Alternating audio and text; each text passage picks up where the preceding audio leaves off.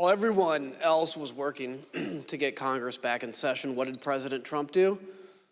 At 6:01, just 1 minute after the citywide curfew went into effect, he posted his last tweet of the day.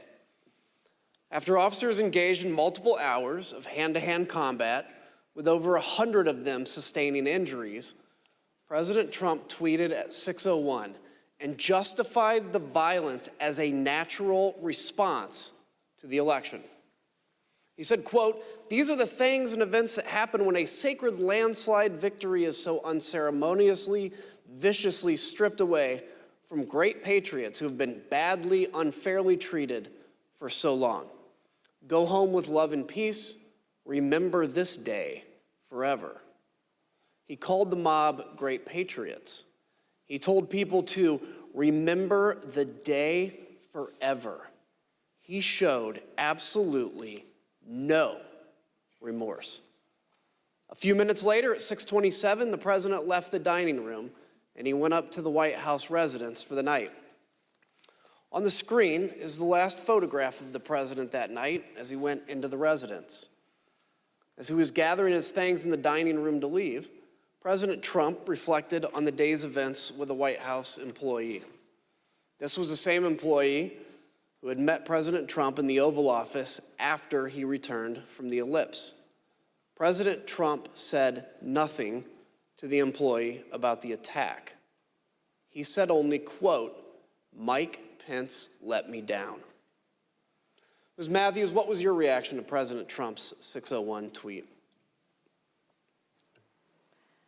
At that point, I had already made the decision to resign, and this tweet just further cemented my decision. I thought that January 6th, 2021 was one of the darkest days in our nation's history, and President Trump was treating it as a celebratory occasion with that tweet. And so it just further cemented my decision to resign. Others agreed with your assessment of that tweet. Let's look at what they had to say. Who asked you about this tweet before it was sent?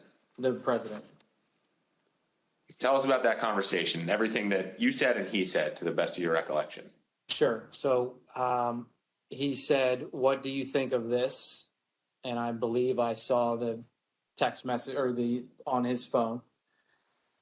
And I remember saying to him, the wording on the first sentence, I guess it's one long sentence, but the wording on the first sentence would lead some to believe that potentially he had something to do with the events that happened at the Capitol.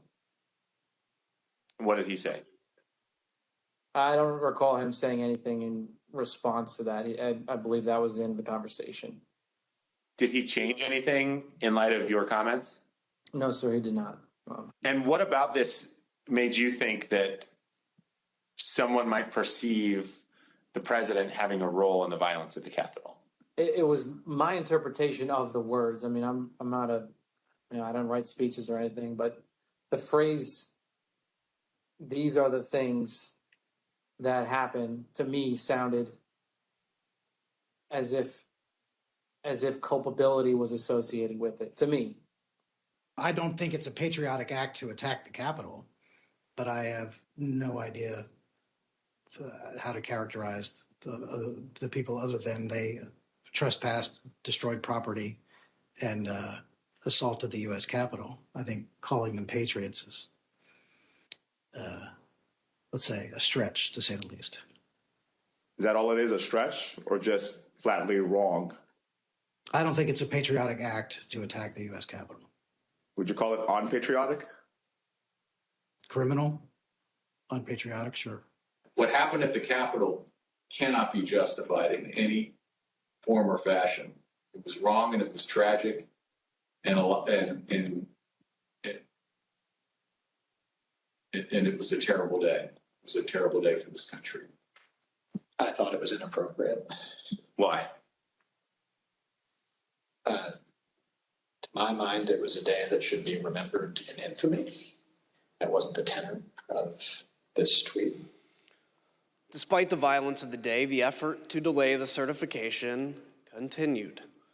That evening, Rudy Giuliani called several of President Trump's closest political allies in the hour before the joint session resumed.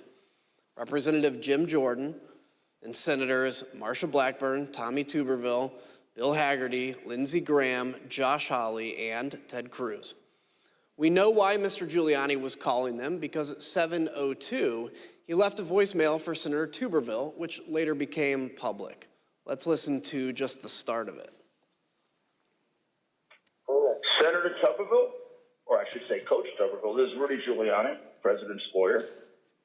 I'm calling you because I want to discuss with you how they're trying to rush this hearing and how we need you, our Republican friends, to try to just slow it down so we can get these legislatures to get more information to you.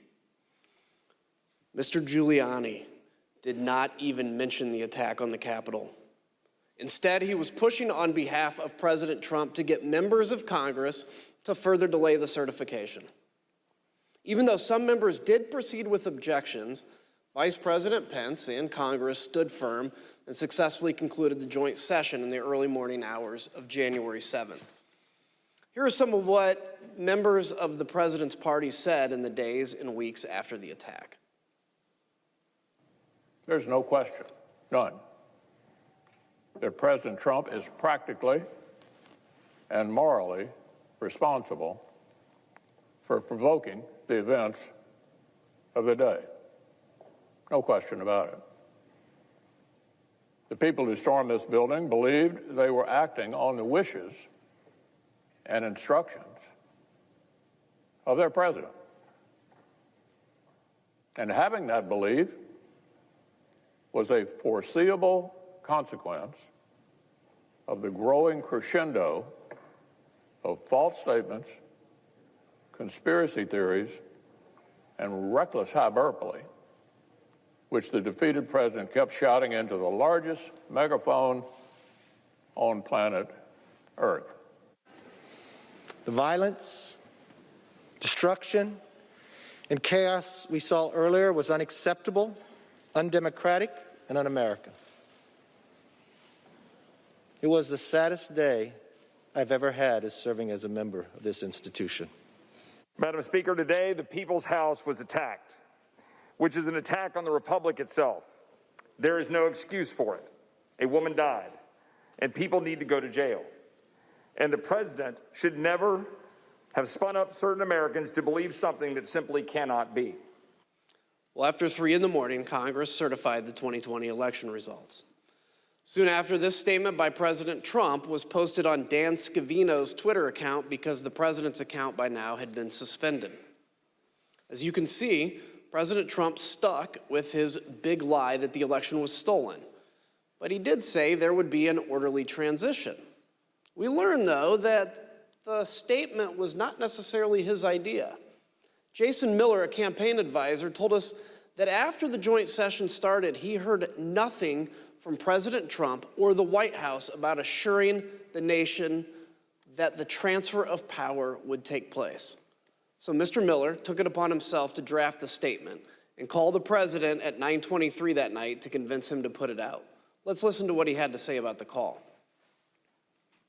Did he disagree with something that you had put in the statement, some particular word or phrase that he did not want included? I'd say just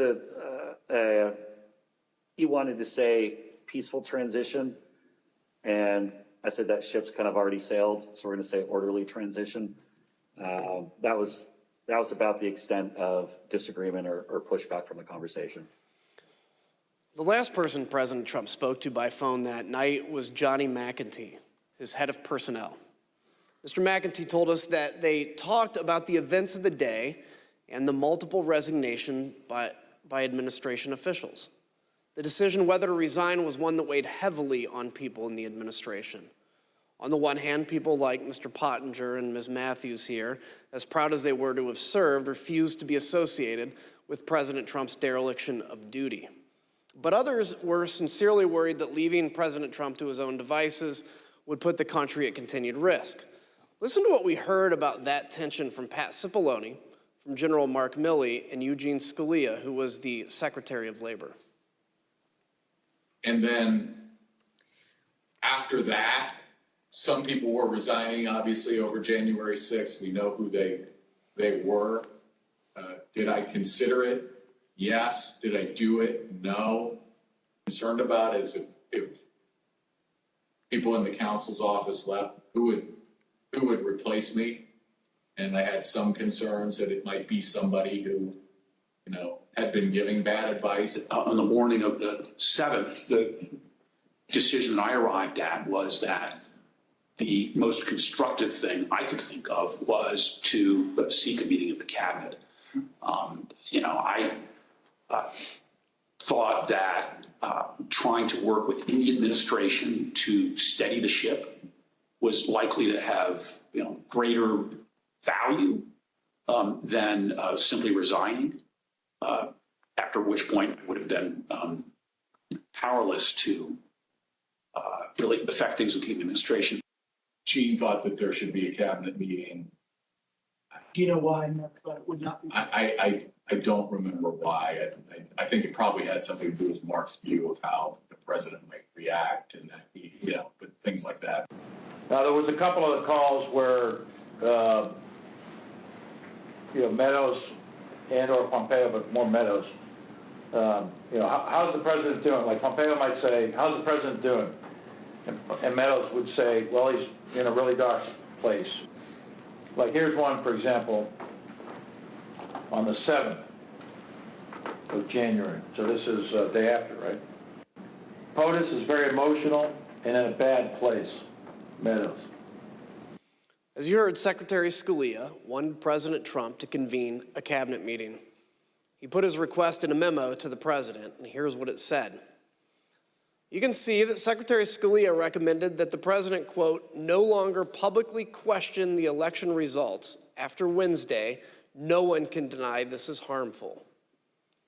Secretary Scalia also highlighted the importance of the public knowing the president would invoke his cabinet in decision-making and not, quote, certain private individuals. Though Secretary Scalia did not say it, he was referring to Rudy Giuliani and the rest of the so-called clown car working with President Trump to try to overturn the election. Secretary Scalia understood that the president needed to do more to reassure the public about the last few weeks of the Trump administration. Mr. Pottinger, when you made the decision to resign, did you walk out of the White House immediately?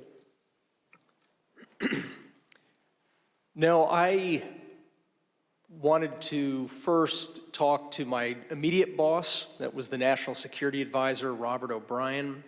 Robert O'Brien was traveling on the 6th.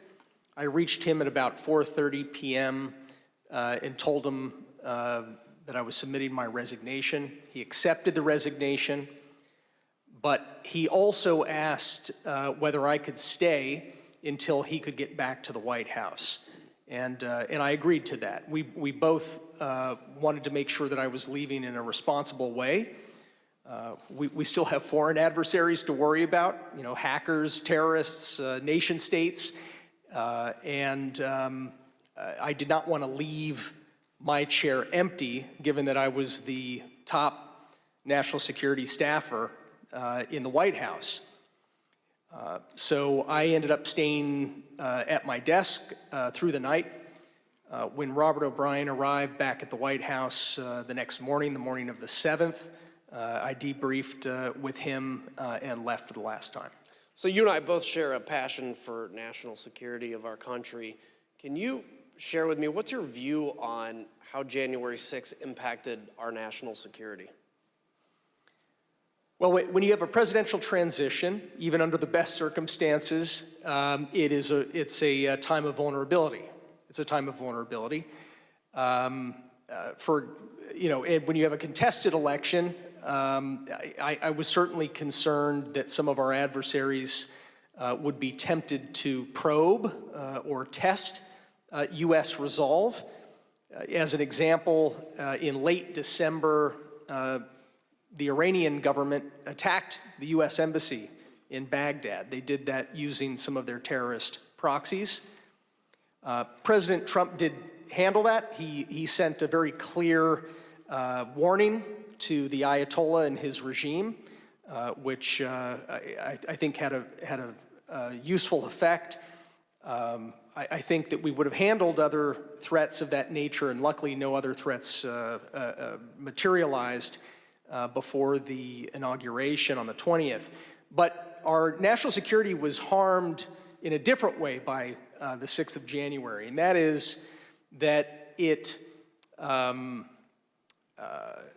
think it emboldened our enemies by helping give them ammunition to feed a narrative that our system of government doesn't work, that the United States is in decline. China, the Putin regime in Russia, Tehran, they're fond of pushing those kinds of narratives. And by the way, they're wrong. We've been hearing for the entirety of U.S. history from kings and despots that the United States is in decline, and those kings and despots have been proven wrong every single time. But nonetheless, January 6th helped feed a perception that I think emboldens our adversaries. The other part I think is simply our allies. I heard from a lot of friends in Europe, in Asia, allies, close friends, and supporters of the United States that they were concerned about the health of our democracy.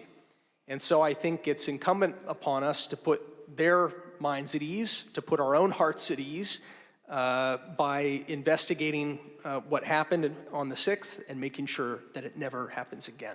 Look, I've always said democracies are not defined by bad days. They're defined by how they recover from those bad days. And that's what we're doing here, is to bring accountability to that so we can actually come back even stronger than when we went into January 6th. Ms. Matthews, as you left the White House for the last time that night, January 6th, what did you think Americans needed to hear from President Trump?